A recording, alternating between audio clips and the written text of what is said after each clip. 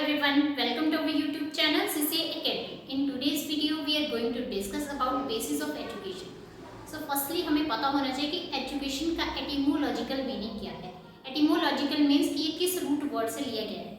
तो education is taken from Latin language. Latin language के word educare से लिया गया है which means to bring up, जिसका मतलब होता है आगे लाना. मतलब एजुकेशन ये है जो हमें आगे लेके जा रही है, सही रास्ता दिखा रही है. एजुकेशन से ही हमारी मेंटल डेवलपमेंट होती है, इमोशनल डेवलपमेंट होती है, फिजिकल डेवलपमेंट होती है. मतलब एक तरह से all round development is only possible because of education. Education ही हमें एक अच्छा इंसान बनाने पे मजबूर करती है. ठीक है, तो जैसे कि हमारा सिलेबस है उसमें दिया गया है बेसिस ऑफ एजुकेशन. उसमें बताया गया है philosophical basis, psychological basis, sociological basis and technological basis of education. आज के लेक्चर में हम सिर्फ और सिर्फ फिलोसफिकल बेसिस ऑफ एजुकेशन ही डिस्कस करेंगे. But philosophical basis of education discuss करने से पहले हमें पता होना चाहिए कि करिकुलम क्या होता है. तो एजुकेशन में करिकुलम का तो सबसे बड़ा रोल है. करिकुलम के बिना एजुकेशन है ही नहीं. एजुकेशन में करिकुलम तो मेन रोल प्ले करता है. सबसे पहले आपको पता होना चाहिए कि हाँ जी जो करिकुलम है वो क्या है और सिलेबस क्या है. कुछ तो ऐसा सोचेंगे हाँ जी करिकुलम भी वही है, सिलेबस भी वही है, but there is a little bit difference between them. दोनों में डिफरेंस है. सिलेबस हो गया just book is knowledge, but curriculum क्या होता है? करिकुलम होता है जिसमें हमारी क्लासरूम का भी वर्क आता है और आउटसाइड द क्लासरूम, मतलब inside the classroom and outside the classroom. जो भी क्लासरूम के बाहर हो रहा है, कोई फिजिकल एक्टिविटी कर रहे हैं, वो सब कुछ करिकुलम में आता है. ठीक है, सबसे पहले इसका एटिमोलॉजिकल मीनिंग पता होना चाहिए कि हाँ जी करिकुलम कौन सी लैंग्वेज से लिया गया है. ठीक है, किस वर्ड से लिया गया है. तो curriculum is taken from Latin language. Latin language के वर्ड क्यूरिरी, क्यूरिरी वर्ड से लिया गया है विच मीन्स टू रेस और run away a course. Race a course और रन अवे अ कोर्स मतलब आगे को चलाना. कोर्स कोई है उसको चलाना, रेस चली हुई है. ठीक है ना, तो ये क्यूरिरी वर्ड से लिया गया. तो आपने ये ध्यान रखना है कि हाँ जी किस वर्ड से लिया गया है. क्यूरिरी. मैंने पहले भी आपको बता दिया कि हाँ जी करिकुलम होता क्या है, जिसमें इनसाइड द क्लासरूम और activities and outside the classroom जो भी सारी एक्टिविटीज आ रही हैं. क्लासरूम में सिलेबस है, जो बुक्स है, बुक इस नॉलेज भी आ गई, और आउटसाइड क्लास में स्पोर्ट्स एक्टिविटी कर रहा है बच्चा. अब किसी बच्चे का इंटरेस्ट स्पोर्ट्स में है, किसी का पढ़ने में है ना, तो करिकुलम में सब कुछ आता है. ठीक है, तो आपने ध्यान रखना है. अब देखो यहाँ पे 3 क्वेश्चन अराइज हुए थे करिकुलम के रिगार्डिंग. वो 3 क्वेश्चन क्या थे? व्हाई वी नीड करिकुलम, कि हमें करिकुलम की आवश्यकता क्यों है. What should be the curriculum, की पाठ्यक्रम क्या होना चाहिए. How the curriculum should be used in school, कि स्कूल में किस तरह से करिकुलम यूज करना है. अब ये जो मैं फिलोसफिकल कंटेक्स्ट एक तरह से बताऊंगी, फिलोसफिकल बेसिस ऑफ एजुकेशन बताऊंगी, उसी में ही हमें पता चलेगा कि हाँ जी कौन सा जो बेसिस ऑफ एजुकेशन है वो किसकी बात करता है. तो देखो व्हाई वी नीड करिकुलम, इसका आंसर जो हमें मिलता है वो मिलता है हमें फिलोसफिकल बेसिस ऑफ एजुकेशन. जो हम फिलोसफिकल बेसिस ऑफ एजुकेशन की बात करेंगे उसमें हमें क्या आंसर मिलता है, that why we need curriculum, कि हमें करिकुलम की जरूरत किस लिए है. Next, what should be the curriculum, की करिकुलम क्या होना चाहिए, पाठ्यक्रम क्या होना चाहिए. इसका आंसर हमें मिलता है सोशियोलॉजिकल बेसिस ऑफ एजुकेशन. जो सामाजिक, सोशियोलॉजिकल बेसिस ऑफ एजुकेशन, जो सामाजिक, जो एक तरह से बेसिस ऑफ एजुकेशन है, सामाजिक आधार है, वहां से हमें किसका आंसर मिलता है, दैट करिकुलम, जो पाठ्यक्रम है ये क्या होना चाहिए. ठीक है, उसके बाद how the curriculum should be used in school, कि स्कूल में किस तरह से करिकुलम यूज करना है. तो इसका आंसर हमें किस फिलॉसफी से मिलता है, इसका आंसर मतलब किस बेसिस ऑफ एजुकेशन से मिलता है. तो इसका आंसर हमें मिलता है psychological basis of education. Psychological, मनोवैज्ञानिक जो आधार है उसके थ्रू हमें ये आंसर मिलता है. क्योंकि अब किस तरह से करिकुलम को यूज करना है क्लासरूम में, तो वो तो फिर बच्चे की साइकोलॉजी पढ़ के पता चलेगा कि हाँ जी बच्चे किस तरह के बच्चे हैं क्लास में, कौन सा मेथड इनके लिए अप्लाई होना चाहिए, है ना. सबसे पहले करेंगे फिलोसफिकल. फिलोसफिकल में कि हमें करिकुलम की जरूरत क्यों है, किस लिए चाहिए, क्या फिलोसफी है. जैसे अब कुछ भी हम पढ़ा रहे हैं तो भी एक तरह की फिलोसफी है. आप किस वे में अपने माइंड में किस तरह की फिलोसफी बना रहे हो उस टॉपिक के रिगार्डिंग, हाँ जी हमें समझ आया नहीं आया. एजुकेशन डिफरेंट है, फिलोसफी अलग है, but there is a little bit relationship between them, वो हम आगे देखेंगे. तो सबसे पहले देखो फिलोसफिकल बेसिस में हम बात करेंगे कि हाँ जी ये जो फिलोसफी है कौन सी लैंग्वेज से लिया गया है, किन वर्ड्स के कॉम्बिनेशन से मिलकर फिलोसफी बना है. तो philosophy is taken from 2 Greek word, मतलब philosophy is taken from combination of 2 Greek word, मतलब एक तरह से ग्रीक लैंग्वेज से लिया गया है. कौन से हैं 2 word, that is philos and sophia. Philos means love and sophia means wisdom, मतलब लव फॉर विजडम. तो कलेक्टिवली मतलब एक तरह से इकट्ठे इनकी मीनिंग की बात की जाए तो लव फॉर विजडम। ओके, ये आपने ध्यान रखना है, कई बार डायरेक्ट पूछ लिया जाता है। ठीक है, उसके बाद हम कुछ डेफिनेशंस की बात करेंगे जो साइकोलॉजिस्ट ने दी हैं, कुछ डेफिनेशंस रिगार्डिंग फिलॉसफी। हाँ जी, ठीक है। ओके, तो कौन सी है? दैट इज अकॉर्डिंग टू फिक्टी, एक साइकोलॉजिस्ट थे फिक्टी, उन्होंने बोला है philosophy is science of knowledge, कि जो फिलॉसफी है ये एक तरह की नॉलेज का विज्ञान है। ठीक है, okay. Next, according to Gentile ने क्या बोला है? दर्शन की सहायता के बिना शिक्षा की प्रक्रिया सही मार्ग पर नहीं चल सकती, कि जो एजुकेशन है ये एक करेक्ट रास्ते पे नहीं चल सकती अगर उसमें क्या नहीं है, उसमें फिलॉसफी नहीं है।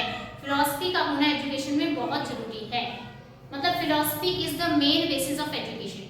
तो फिलॉसफी है सबसे मेन है एजुकेशन का बेस है, एक तरह के आधार है।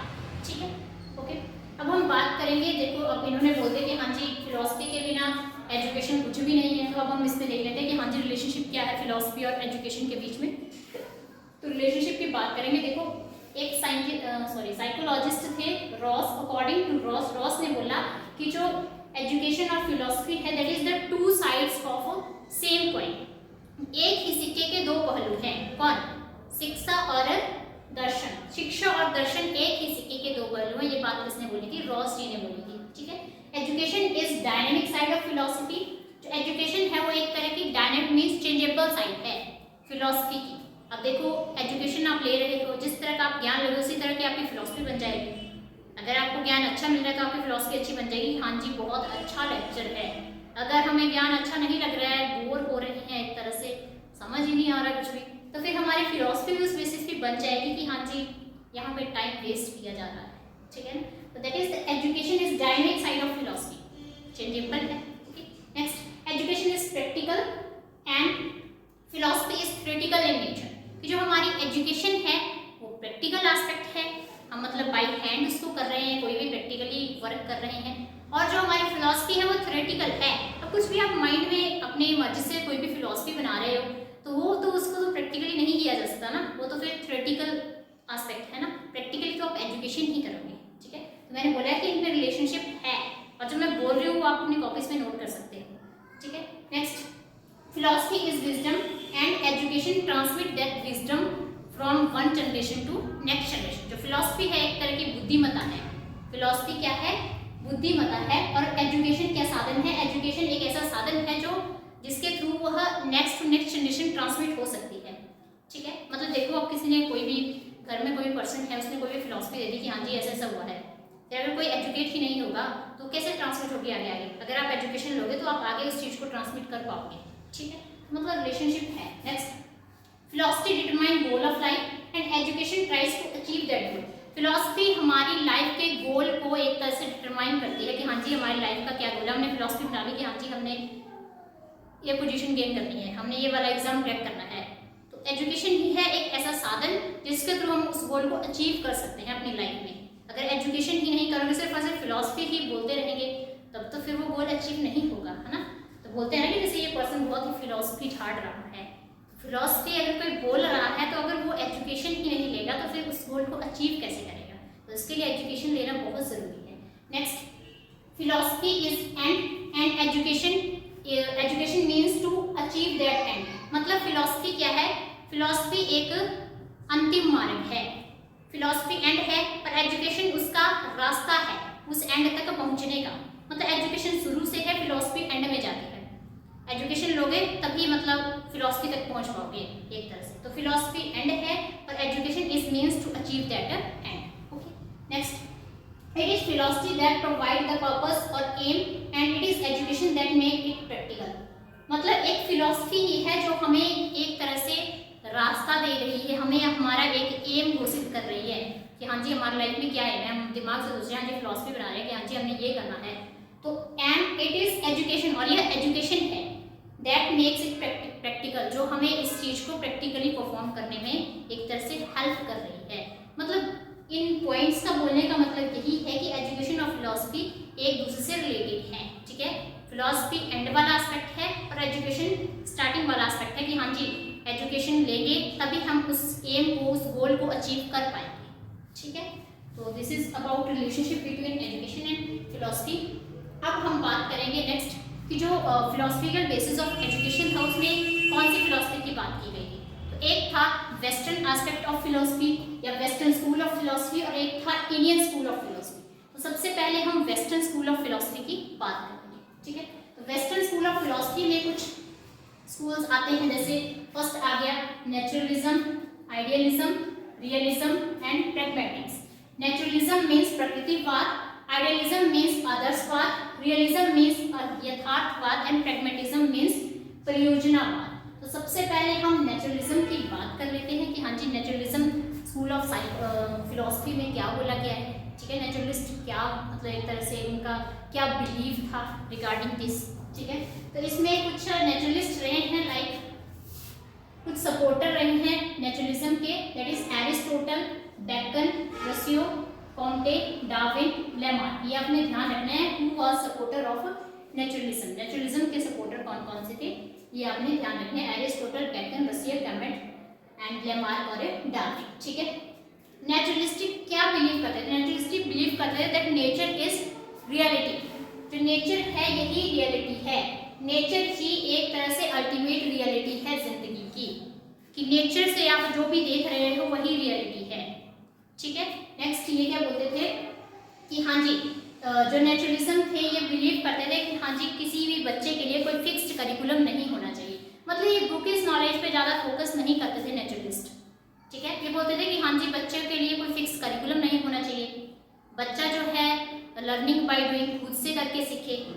Senses are gateway of knowledge, कि सेंसेस के थ्रू ही जो बच्चे हैं वो अच्छे से नॉलेज गेन कर सकते हैं, ये बिलीव करते थे। कौन? रियलिज्म बिलीव करते थे कि बच्चे जो है सेंसेस के थ्रू ही अच्छे से सीखेंगे। आप बच्चे को ओपनली छोड़ दीजिए, बच्चे जब एजुकेशन ले रहे हैं या अपने नेचर से कुछ भी एजुकेशन ले रहे हैं, कुछ भी सीख रहे हैं, तो उसमें बड़ों की इन्वॉल्वमेंट नहीं होनी चाहिए। ये नेचुरलिस्ट का बिलीव था एक तरह से, ठीक है। और इसमें मतलब कौन कौन से सब्जेक्ट इन्होंने ऐड किए थे। अब नेचुरल सी बात है कि नेचर की बात है, तो नेचर के रिगार्डिंग कुछ कौन कौन से सब्जेक्ट उसमें नेचुरलिज्म स्कूल ऑफ फिलोसफी में कौन कौन सब्जेक्ट होंगे इसमें था, जैसे आ गया फिजिक्स आ गया, बॉटनी आ गया, जूलॉजी आ गया, केमिस्ट्री आ गया। These are related to nature, nature से रिलेटेड है। फिर इन्होंने बोल दिया कि हाँ जी लैंग्वेज भी होना चाहिए सब्जेक्ट, क्योंकि लैंग्वेज ही तो मेन साधन है कि जिसके थ्रू आप इन साइंस के सब्जेक्ट को अच्छे से जान सकते हैं। फिर उन्होंने बोला कि हाँ जी कुछ योगा वाले सब्जेक्ट भी होने चाहिए, कुछ मतलब एक तरह से फिजिकल डेवलपमेंट करनी है बच्चों की, तो फिजिकल एजुकेशन भी बच्चों को वहाँ पे प्रोवाइड होनी चाहिए। और इन्होंने एक बात और बोली थी कि हाँ जी no place for religious education. ये आपने ध्यान रखना है कि हाँ जी नेचुरलिस्ट बोलते थे कि बच्चों को कोई भी रिलीजियस एजुकेशन किसी भी रिलीजियस इंस्टीट्यूशन या किसी भी इंस्टीट्यूशन में नहीं देनी है, स्पेसिफिक रिलीजियस एजुकेशन नहीं देनी है, धार्मिक शिक्षा नहीं देनी है, कोई प्लेस नहीं था। तो इसलिए आपने ध्यान रखना है नेचुरलिज्म में मेन जो पॉइंट है, मेन जैसे इसमें याद रखना है कि हाँ जी कोई बुकिश नॉलेज नहीं मिलती थी। वो बोलते थे कि हाँ जी नेचर से बच्चा सीखेगा, कोई बुकिश नॉलेज नहीं थी, कोई रिलीजन बेस्ड नॉलेज एजुकेशन नहीं थी, ठीक है। ओके नेक्स्ट सेकंड आइडियलिज्म, आदर्शवाद। तो आइडियलिज्म के सपोर्टर कौन कौन से थे? Froebel, Rusk, Herbart and Camus. These are supporter of idealism. ये जो साइकोलॉजिस्ट रहे हैं ये आइडियलिज्म को सपोर्ट करते थे, ठीक है। अब आइडियलिस्टिक जो व्यू थे, आइडियलिज्म में जो सपोर्टर थे, ये क्या बोलते थे that God is ultimate reality of world, कि जो भगवान है यही सबसे बड़ी रियलिटी है, सबसे बड़ा सच है संसार का, भगवान के बिना दुनिया नहीं है। ये आइडियलिस्ट का मानना था कि हाँ जी जो भगवान है वही इस दुनिया को चला रहे हैं और भगवान ने इंसान को बनाया है। Man is the best creation of the God, कि दिमाग भी दिया भगवान ने आदमी को, वो कुछ भी कर सकता है, अपनी मेंटल डेवलपमेंट कर सकता है, इमोशनल डेवलपमेंट कर सकता है, फिजिकल डेवलपमेंट कर सकता है, मतलब अल्टीमेटली ऑल राउंड डेवलपमेंट जो है वो मैन कर सकता है अच्छे से, उसको सोचने समझने की शक्ति दी है भगवान ने। तभी बोला कि God is highest reality in the world. ये कौन बिलीव करते थे? आइडियलिस्टिक का व्यू था एक तरह से, ठीक है ना। और ये मतलब एक तरह से 3 वैल्यूज पे बड़ा फोकस करते थे। कौन सी 3 वैल्यूज भी आपने ध्यान रखना है? ट्रूथ, ब्यूटी एंड गुडनेस, सत्यम, शिवम, सुंदरम। ये 3 चीजों पे ज्यादा फोकस कौन करते थे? आइडियलिज्म वाले जो थे साइकोलॉजिस्ट, ये किस पे बिलीव करते थे? Truth, beauty and goodness. ये इंपॉर्टेंट पॉइंट है, याद रखना है, एग्जाम में क्वेश्चन अराइज हो सकता है। नेक्स्ट ये बोलते थे कि आइडियाज आर ट्रू रियलिटी, कि जो भी हमारे दिमाग में आइडियाज होते हैं ये सच में की एक सच्चाई है, ट्रू रियलिटी है, आइडियाज कुछ भी आ रहे हैं हमारे दिमाग में, बोल दिया ना कि भगवान ही है हाईएस्ट रियलिटी।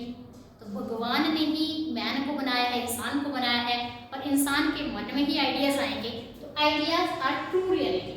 ठीक है, अब हम सब्जेक्ट्स की बात करेंगे कि हाँ जी कौन कौन से सब्जेक्ट इन्होंने इंक्लूड किए थे आइडियलिज्म में। तो इन्होंने सबसे पहले साइंस को भी इंक्लूड किया, साइंस में फिजिक्स केमिस्ट्री वो सारे आ गए। ठीक है ना, साइंस इंक्लूड किया, इन्होंने बोला कि हाँ जी मॉरल एजुकेशन भी होनी चाहिए, रिलीजियस एजुकेशन। अब देखो जो हमने पहले नेचुरलिज्म की बात की, उन्होंने रिलीजियस एजुकेशन को एक तरह से बैन किया था कि हाँ जी रिलीजियस एजुकेशन नहीं देनी है। बट ये जो आइडियलिस्टिक थे इनका मानना था कि हाँ जी रिलीजियस मॉरल एथिकल एजुकेशन होनी चाहिए बच्चों के लिए। ठीक है, और अदर लैंग्वेज रिलेटेड सब्जेक्ट जो मैंने नेचुरलिज्म में बात की वो तो फिर सारे ही इंक्लूडेड थे।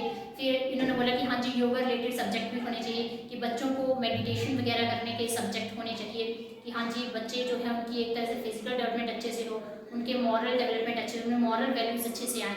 ठीक है, तो ये आपने ये ध्यान रखना है। तो मतलब मेन आइडियलिज्म में क्या था, ये बुक इस नॉलेज पे ज़्यादा फोकस करते थे। ठीक है, और ये जो नेचुरलिज्म थे ये नेचर की बात करते थे कि हाँ जी nature is ultimate reality. Idealism बोलते थे कि हाँ जी आइडियाज है रियलिटी, भगवान है सबसे हाईएस्ट सोर्स। ठीक है ना, तो इसमें ध्यान रखना है कि इसमें बुक इस नॉलेज पे ज़्यादा फोकस किया जाएगा। ओके, नेक्स्ट हम बात करेंगे रियलिज्म, यथार्थवाद। तो रियलिज्म में भी आपने ध्यान रखना है कि हाँ जी कौन कौन से एक तरह से साइकोलॉजिस्ट थे जो रियलिज्म के लिए सपोर्टर थे, that is Aristotle, Locke and Milton और bacon. These are the supporter of realism. ठीक है, and realism is derived from Greek word res. Realism derived from Greek word res, which means real, जिसका मतलब होता है real, जो हमारी आंखों के सामने है, रियल चीजें जो भी हमें दिख रही हैं। ठीक है, वो हो गया रियलिटी, मतलब जो हम बाय आइज देख रही हैं। ऐसा नहीं कि हाँ जी किसी ने बोल दिया हमने मान लिया, नहीं, जो हमें बाय आइज दिखेगी चीजें, खुद से देख रहे हैं कि हाँ जी ऐसा ऐसा है। कुछ भी काम आप कर रहे हो, प्रैक्टिकली परफॉर्म कर रहे हो कोई भी काम, वो अपनी आंखों देखा, ऐसा नहीं कि किसी ने परफॉर्म कर लिया दैट्स इट, नहीं, खुद से कर रहे हैं, खुद से हाँ जी क्लासरूम देख रहे हैं, कुछ भी देख रहे हैं। ठीक है, तो इसमें सब्जेक्ट कौन कौन से इन्होंने ऐड किए, वोकेशनल सब्जेक्ट की हाँ जी ये ऐसी बात करते थे रियलिटी वाले, मतलब रियलिज्म में जो सपोर्टर थे वे ऐसी बात करते थे, रियलिटी की बात करते थे एक तरह से कि हाँ जी एजुकेशन ऐसी होनी चाहिए कि वो कंप्लीट मैन बनाए। कंप्लीट मैन तभी बनेगा जब वो अच्छे से एजुकेशन लेगा, फिर वोकेशन भी अच्छे से मिलेगा, उसको जॉब वगैरह अच्छे से गेन करेगा। मतलब एक तरह से रियलिज्म का मेन मोटिव क्या था, किसी भी पर्सन को कंप्लीट मैन बनाना, पूरा कंप्लीट। ठीक है, ये आपने ध्यान रखना है। और ये स्टडी ऑफ लॉ की भी स्टडी आती थी इसमें, सब्जेक्ट्स वगैरह। ठीक है, next universal truth of work, ये बोलते थे कि हाँ जी जो काम है वही क्या है, एक तरह से यूनिवर्सल ट्रूथ है, काम ही जरूरी है, रियलिटी की बात करते थे ये। ठीक है, और एक बात और बोलते थे कि हाँ जी हमने मदर टंग पे ही बच्चों को कुछ भी सिखाना है, रियलिटी बेसिस पे चलना है, मदर टंग पे बच्चों को सिखाना है, मदर टंग पे बच्चे इजीली सीख लेते हैं। ठीक है, next field trip, field trip के थ्रू बच्चों को सिखाइए। अब नेचुरल सी बात है, किसकी बात है, रियलिज्म की, रियलिटी है, फील्ड ट्रिप लेके जाओगे तो बच्चे रियल में कुछ चीज़ें देखेंगे तो वो इजीली गेन करेंगे उनको। नेक्स्ट लैब वर्क, लेबोरेटरी में कुछ काम करवा रहे हैं, तो ये तो नॉर्मल सी बात है। तो इसमें ध्यान रखना, रियलिज्म का मेन फोकस किस पे था, रियलिटी के बेसिस पे था, रियलिटी एस्पेक्ट पे ये ज़्यादा फोकस करते थे। नेक्स्ट प्रैग्मेटिज्म, प्रयोजनवाद। तो प्रैग्मेटिज्म में भी आपको पता होना चाहिए कि हाँ जी कौन से साइकोलॉजिस्ट प्रैग्मेटिज्म के सपोर्टर थे, that is John Dewey, William James, these both are supporter of pragmatism.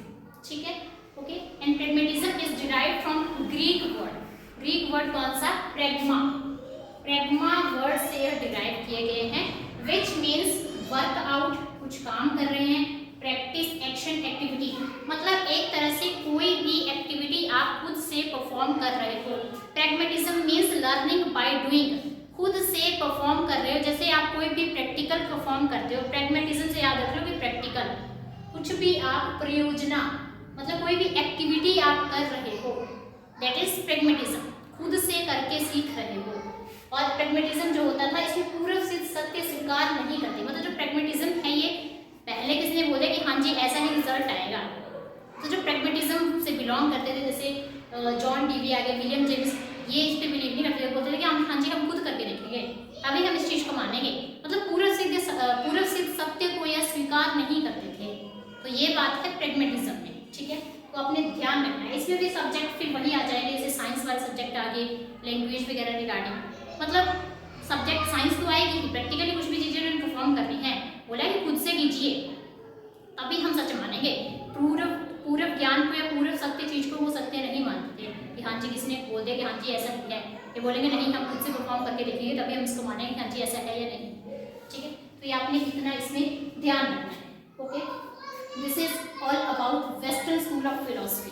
तो वेस्टर्न स्कूल ऑफ फिलोसफी में आपने ये 4 स्कूल को याद रखने हैं, naturalism, idealism, realism and pragmatics. Okay, next हम बात करेंगे Indian school of philosophy. Indian school of philosophy क्या होती है regarding basis of education, education के बेसिस पे। तो सबसे पहले है सांख्य फिलोसफी। तो सांख्य फिलोसफी के सबसे पहले आपको पता होना चाहिए कि हाँ जी इसके एक तरह से फाउंडर कौन है, किसने सांख्य फिलोसफी लाई थी। तो इसके फाउंडर थे महर्षि कपिल। इंपॉर्टेंट है, महर्षि Kapil was the founder of Sankhya philosophy. Sankhya philosophy के फाउंडर कौन है, महर्षि कपिल। ठीक है, and Sankhya philosophy is the oldest philosophy. सबसे पुरानी जो फिलोसफी है दैट इज सांख्य फिलोसफी, ये आपने ध्यान रखना है। ठीक है, और जो सांख्य है, सांख्य के भी 2 मीनिंग होते हैं। सांख्य मीन्स जैसे हम नॉर्मली बोलते हैं संख्या, संख्या मीन्स नंबर। ओके, एक तो मीनिंग हो गया संख्या का मीन्स नंबर, सेकंड हो गया perfect knowledge about reality. Sankhya means किसी भी रियल चीज के बारे में हमें करेक्ट ज्ञान है, परफेक्ट नॉलेज है। ठीक है, ये आपने ध्यान रखना है। अब ये जो सांख्य फिलोसफी है इंक्लूड 2 इंडिपेंडेंट प्रिंसिपल। 2 इसमें इंडिपेंडेंट प्रिंसिपल आते हैं, कौन कौन से, एक आ जाएगा पुरुषा और एक आ जाएगा प्रकृति।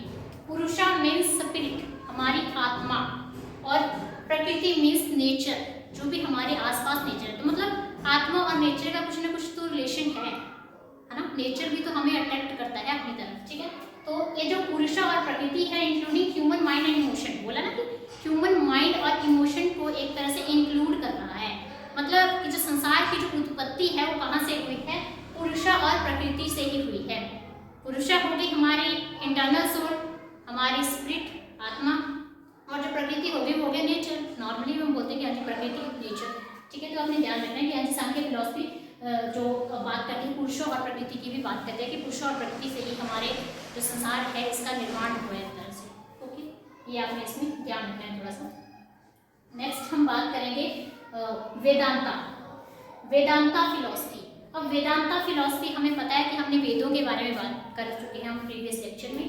तो वेदांता फिलोसफी में वेदों की ही बात है कि हाँ जी वेद क्या है, कौन कौन से वेद हैं, 4 वेद थे, है ना, ऋग्वेद, यजुर्वेद, सामवेद, व्हाटएवर। ठीक है, तो आपको पता होना चाहिए कि जो वेद हैं उनको श्रुति भी बोलते हैं। वेद आर आल्सो कॉल्ड एज श्रुति। वेदों को क्या कंसीडर किया गया है, श्रुति भी कंसीडर किया गया। और वेदों के बारे में हम पढ़ चुके हैं तो इसके बारे में आपको ज़्यादा जानने की ज़रूरत नहीं है, प्रीवियस लेक्चर देख लीजिए काफ़ी है। नेक्स्ट हम बात करेंगे महात्मा गांधी। महात्मा गांधी ने फिलॉसफी के बारे में क्या, मतलब इनका क्या मेन मोटिव था, क्या ये बात करते थे एजुकेशन के रिगार्डिंग। ठीक है, तो सबसे पहले आपको पता होना चाहिए कि हाँ जी जो बेसिक स्कीम और बेसिक एजुकेशन कंसेप्ट, मतलब वर्धा स्कीम और basic education concept was given bye home. ये क्वेश्चन अराइज हो सकता है एग्जाम में, तो ध्यान रखना है कि बेसिक एजुकेशन कंसेप्ट या वर्धा स्कीम का कंसेप्ट किसने दिया है, that was given by Mahatma Gandhi in 1937। Date भी आपने याद रखनी है, 1937 में महात्मा गांधी जी ने वर्धा स्कीम और बेसिक एजुकेशन कंसेप्ट दिया। ठीक है, ओके। अब महात्मा गांधी क्या बात करते थे, महात्मा गांधी बोलते थे कि हाँ जी बच्चे की जो है ऑल राउंड डेवलपमेंट होनी चाहिए, उसमें एक तरह से कैरेक्टर डेवलपमेंट भी होनी चाहिए, कल्चरल डेवलपमेंट भी होनी चाहिए, सोशल डेवलपमेंट भी होनी चाहिए, मेंटल डेवलपमेंट भी होनी चाहिए, इमोशनल डेवलपमेंट भी होनी चाहिए। मतलब एक तरह से ऑल राउंड डेवलपमेंट की बात करते थे महात्मा गांधी। ठीक है, और ये बोलते थे कि हाँ जी एजुकेशन हमने किस में लेनी है, मदर टंग में लेनी है। एक तरह से यह बुकिश नॉलेज पे ही ज़्यादा प्रेफर करते थे, एक्स्ट्रा कुछ भी नहीं बोलते थे। ठीक है, तो अपने ये ध्यान रखना है कि हाँ जी उनका क्या रोल था एजुकेशन के रिगार्डिंग, मतलब एक तरह से ऑल राउंड डेवलपमेंट पे ज़्यादा फोकस थे। ठीक है, नेक्स्ट हम बात करेंगे अरबिंदो। अरबिंदो फिलॉसफी की भी बात करेंगे, हाँ जी अरबिंदो जी ने क्या बोला था। तो अरबिंदो जी ने कुछ बुक्स लिखी थी, बुक्स रिटन बाय अरबिंदो, ये नाम आपने ध्यान रखना है। Life divine, mystery of Gita, synthesis of yoga, yoga का क्या मतलब एक तरह सिंथेसिस है, सावित्री। तो ये ध्यान रखना है कि these books was written by whom, these books was written by Aurobindo. Okay, education के रिगार्डिंग ये क्या बोलते थे कि education should be according to present और फ्यूचर नीड, कि एजुकेशन ऐसी होनी चाहिए जो हमारी करंट की ज़रूरतों को और फ्यूचर की ज़रूरतों को पूरा करे। ठीक है, एजुकेशन कैसी होनी चाहिए जो हमारी प्रेजेंट नीड्स और फ्यूचर नीड्स को फुलफिल करे। ठीक है, next, education is that which connect man to life, mind और नेशन। तो एजुकेशन ऐसी होनी चाहिए जो किसी भी पर्सन को उसकी ज़िंदगी से कनेक्ट करे, उसके दिमाग से कनेक्ट करे और उसके नेशन से कनेक्ट करे। ठीक है, ये बात थी अरबिंदो जी के द्वारा कही गई। एक और अगर हम इंडियन स्कूल ऑफ फिलोसफी की बात कर लें, स्वामी विवेकानंद, स्वामी विवेकानंद के भी उन्होंने भी इंडियन फिलोसफी के रिगार्डिंग बोला था कुछ लिखेंगे। स्वामी विवेकानंद, स्वामी विवेकानंद जी क्या बोलते थे? स्वामी विवेकानंद बोलते थे कि हाँ जी, जो एजुकेशन है वो ऐसी होनी चाहिए कि हमने रट्टा नहीं लगाना है। एजुकेशन को लीजिए, समझिए और अपनी लाइफ में उसको यूटिलाइज कीजिए। इनका मेन मोटिव क्या था बोलने, क्योंकि एजुकेशन के रिगार्डिंग बात करेंगे, हम ये नहीं बोलेंगे कि हाँ जी इनका बर्थ कब हुआ है या डेथ कब हुई है, वट एवर, उतनी बात नहीं करेंगे। हमने सिर्फ एजुकेशन पॉइंट ऑफ व्यू से बात करें कि हाँ जी एजुकेशन के रिगार्डिंग क्या बोलते थे। ऐसा बोलते थे कि हाँ जी हमने रट्टा प्रवृत्ति को, रोट मेमोराइजेशन को एक तरह से फॉलो नहीं करना है, हमने चीज़ों को ग्रास्प करना है, समझना है और अपनी लाइफ में उसको यूज़ करना है। एजुकेशन का मेन मोटिव क्या होना चाहिए कि हाँ जी हम कुछ सीख रहे हैं तो उसको हम अपनी रियल लाइफ में उस चीज़ को अप्लाई कर रहे हैं या नहीं कर रहे हैं। ये बात किसने बोली थी? ये बात बोली थी स्वामी विवेकानंद जी ने। ठीक है, so this is all about philosophical basis of education. So I hope आपको आज का लेक्चर यूजफुल लगा होगा। So if you like my video then please to like, share and subscribe our channel. Thank you.